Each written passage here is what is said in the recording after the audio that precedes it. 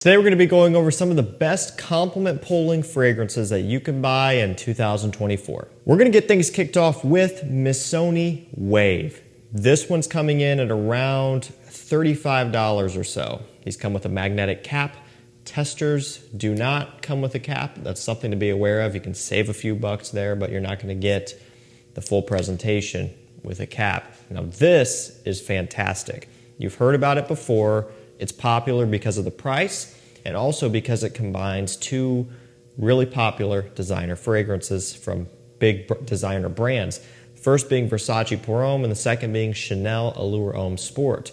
So the thing you got to realize here is it's combining those two together into one for about 40 bucks. The Chanel came first back in 2004. The Versace came out in 2008. There's a pretty big gap there, but they are very similar. The Versace is brighter, fresher, lighter, a little bit more musky. The Chanel is sweeter and creamier, utilizing an orange, some tonka, but then you get, some of the C notes and freshness as well. But that's kind of the differences between those two. And then, the obvious one being the price point. The Chanel, you can't get it at discounters. The Versace, you can. You're looking at, $40 versus a little over $100. So what you get here in Missoni Wave is that bright, fresh, musky, citrusy aspect that the Versace is known for, but then you're also getting some of those creamier tonka bean, orange, sweeter notes that is found in the Chanel.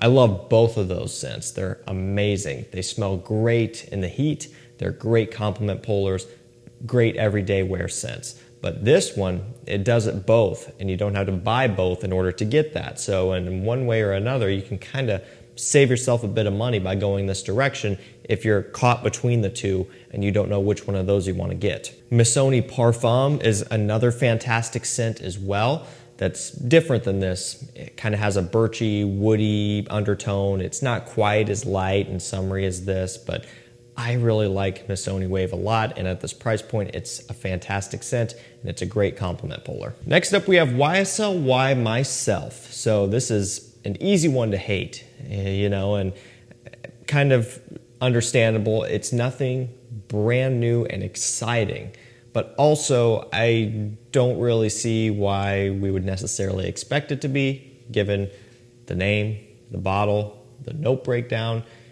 It was kind of written on the wall, in my opinion, so I went into this one with my expectations in a realistic, place. And honestly, it ended up being a bit better than what I thought it was going to be. So this one has bergamot, orange blossom, ambro fix, and patchouli in here. So another freshie that's kind of just a no-brainer. They're easy to put out, and they're easy to get people to like them. So that means big numbers, big sales. And honestly, the combination of the orange blossom, the bergamot, which there's a couple different types of bergamot in here, and then the patchouli, everything like that, it does have kind of a sweet, tart, sour undertone as well. So it's not just straight up fresh and that's it. There is a bit of a balance going on here. The ambro fix, to my understanding, is kind of just like another ambroxan deal. Might come across a bit sweeter in this instance, but that's kind of the general idea behind this one. Orange blossom, to me, is an underutilized note. You don't see it all that often, but when you do, it stands out and it smells great. Bergamot, you see it all the time. Tonka bean, you see it all the time. Musk, cedarwood, right? Things like that, ambroxan. But the orange blossom, it makes it stand out. Kind of like violet leaf in scents. There's a lot of times where you smell it and it stands out immediately, but it's not necessarily used all the time. This is a great compliment puller that people around you are going to love. It's an eau de parfum. I would imagine we're going to get a lot of other flankers following up behind this, and I think they're going to end up getting pretty good. Next up, we have Dior Homme 2020. I just didn't like this all that much when it first came out.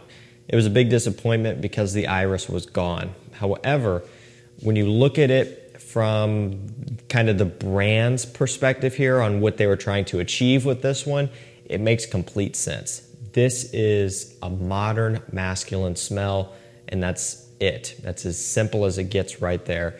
At the end of the day, the iris style of men's scent doesn't work for everybody. That's a little bit more specific, and this kind of checks off all of the boxes, and it's so much easier to get into. It's a much safer blind buy. This one actually works out to be a bit more affordable than a lot of other Dior fragrances in general, not only from the Homme line, but Sauvage and things like that. This one's usually right around $80 for 100 ml on discounters, which, you know, for Dior is very reasonable. A lot of them are into the 100s and beyond. So this is something that it just works, and you know, when you look at it that way, it makes sense. It's not my favorite fragrance. It's kind of ranked down there towards the bottom in terms of what I like the most in terms of smell. I don't wear this one all that much, but it does do its intended purpose very well, and that is simply just to smell good. So if that's all you care about, you gotta check this one out. It just works. Next up, we have Versace House Ice. This one is new as of, what was it, last year? Kind of unexpected, you know, the original came out in 2015, and this is the first flanker. So I think that's cool. I don't know what sparked that because, well, I don't know. I guess House is still getting a good amount of hype. Maybe it's made a little bit of a resurgence here within the past couple of years, and they noticed that and said, hey, let's go ahead and put out a flanker. Regardless, they did it, and it was probably pretty smart, you know, a good move on their end. So what does this one smell like? Well, it smells like the original. So that Invictus Aqua smell that everybody knows, but it's House, right? So it's got that kind of apple, plum, watery notes, ambroxan thing going on here. So kind of a sweet, bubblegummy freshness. To me, I get bits and pieces of like a YSL Eau de Parfum, Le Parfum deal going on, just amping up that sweetness a little bit more. So the original on its own is a sweeter summer scent. It's not for everybody. This one bumps it up to the next level. So if you don't like sweet summer fragrances, this is gonna be something you're gonna wanna stay away from. Or the other way you could look at it is wear it in fall and winter time. There's nobody saying you can't. It would work great. It does have very strong performance. The price is starting to get a little bit more normal on this one, being that it's been out for a while now. I think it'll continue to creep down though as time goes on. The last thing I'll say about this one, Ice is not a very fitting name. This is not fresher than the original. It's a bit heavier and sweeter, so keep that in mind. That seems to be a common trend. Brands will kind of call it an Ice or, you know, something along those lines, and then, or an Eau Intense or something, and then it'll end up being the opposite of what you would expect, you know, so it is what it is. Next up, we have Rocus L'Homme. I just checked. This one is down to $25, I think is the lowest I've seen it. And that is insane. This is such a great scent. You get so much for essentially a cheapy price. You've got blood orange, juniper berries, and tonka bean in here. Kind of smells a little bit like Dolce & Gabbana K. However, I hate Dolce & Gabbana K. I don't like the Eau de Toilette.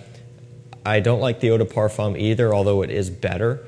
And then I think they put out a new one recently, which I haven't bought, and I just don't really feel like getting it. I can't speak to that new one, but the Eau de Toilette and the Eau de Parfum, I'm not a fan of those. I don't know what it is about them, but I just don't like them that much. This does remind me a bit of the Eau de Toilette. However, this one is done better in every single way to the point where I really love how this smells. And that sounds crazy, but this is like what Dolce & Gabbana K should have been. And if it was, I would have loved that one. You know, just the combination of the blood orange, the patchouli, the woods, the musk, everything about it. It just comes across really classy. It smells like a gentleman.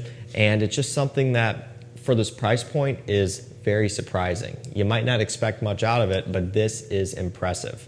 Next up, we have Azzaro The Most Wanted. So we've got toffee, cardamom, and amberwood here. Big fan of this one, also a big fan of the Most Wanted Parfum. As far as personal preference on scent, I prefer the Most Wanted Parfum. However, it's hard to beat the mass appeal of the Most Wanted. This one does a great job in that department, and that's what this video is all about. Putting my thoughts and biases aside, I try to look at everything at face value, and something like this just crushes it when it comes to getting compliments. Because it has that toffee in here, which toffee and other notes like chestnut, things like that are very popular these days. It's kind of a gourmand sweetness and just kind of an edible smell, essentially. Something that you see used often. And so that means it's going to work well because that's what's in right now. You know, new men's fragrances, they kind of keep getting sweeter and sweeter. That's just kind of where we're at right now. Will that change at some point? And you know, something else will be the overwhelming kind of result? It's very possible, but that's kind of where we're at right now. And this fits right in. People love how it smells. Let's go with Mont Blanc Explorer up next. It's a Creed Aventus clone. Doesn't really need to be explained much more than that.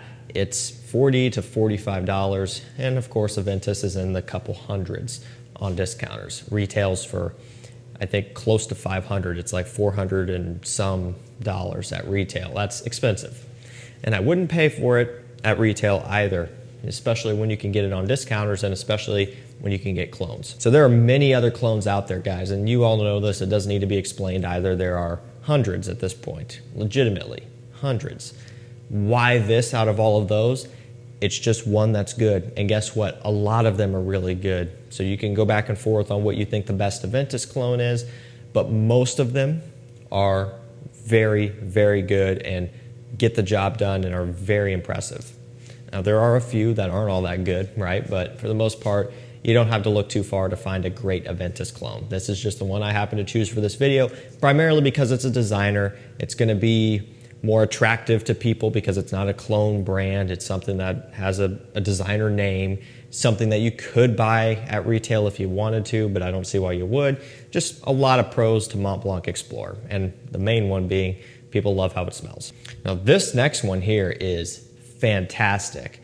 Something that surprised me in the best way possible when this one was released. It smells so good. It's an elixir release, and so I was kind of thinking, all right, this could either go one of two ways, but it went the good way. Hugo Boss bottled elixir. So we've got frankincense, patchouli, and labdanum here.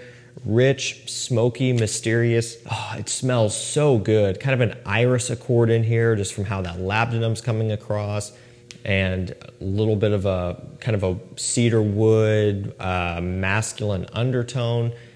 This is nothing short of impressive. And not only do I like the smell of it, but it's going to be that type of thing that is going to be a big people pleaser as well, because it's just mysterious, to use that word again. It's something that you aren't going to smell all that often. One, because I just don't see this getting hyped up to the extreme like, you know, the original Boss bottle did, Boss number 6, and then of course look at any other designer brand or fragrance that's been really hyped up. It's not going to be like that.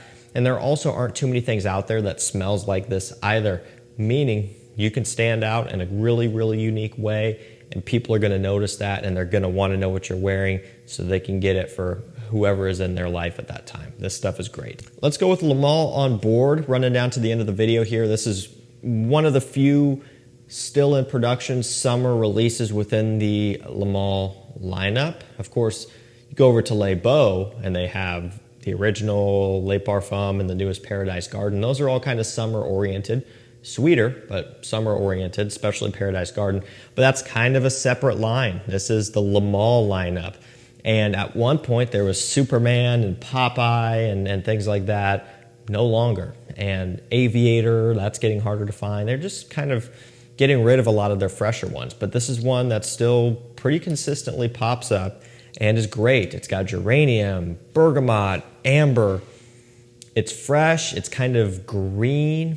Has this kind of violet leaf texture and feeling to it, although it's not listed off, and it's not a straight up violet leaf, but it's just kind of that light, airy texture. A little sweet hint like you would expect from a scent in this line, but still overwhelmingly fresh, cooling, refreshing, easygoing. I mean, this stuff is super good. Has a respectable performance too, all things considered here, given the DNA and just how it's done. This is a great one for summertime that people are going to love. We'll finish this one off with a niche scent. It's Parfums de Marly Sedley. This stuff is one that I've talked about a lot, and it's one of their best summer releases in my opinion. I would say this and Greenlee are probably two of the best. As far as mass appealing goes, Sedley is going to take the cake. It just is going to be more suit for the job. It's going to be easier going. It's going to be more likable. The musk, the mint, the citruses. It's just more of a kind of a common smell. not in the way that this is a clone of anything or anything like that. It's just, it fits in more with how everything is, essentially. Whereas Greenly, no surprise, is very green. It has a kind of a sour green apple accord. You've got a lot of oak moss in there, adding to that green smell, and oak moss can kind of sometimes give off a bit of an older, like gentleman smell. So Greenly's definitely a little bit more classic in one way or another. Still going to be a great complement puller, no doubt, but this one is just better suited for the job. So it's expensive. You can buy Lattafa Mahir Legacy for $37 to $40, and it's going to get you a very similar result. I figured I'd throw in the real one because why not? Alrighty guys, that's going to do it for me. Some of the best complement pulling fragrances you can buy in 2024. Definitely check these out. I'll link them up down below so you can grab them at discount prices. If you want to be notified of when rare, discontinued, or hard to find fragrances come into stock, you can jump on my mailing list and texting list down below, and we'll get you hooked up. Anything you can think of. New releases, rare stuff, all of that. Thank you so much for watching. Stay safe, stay healthy. We'll see you tomorrow with another one. Take care.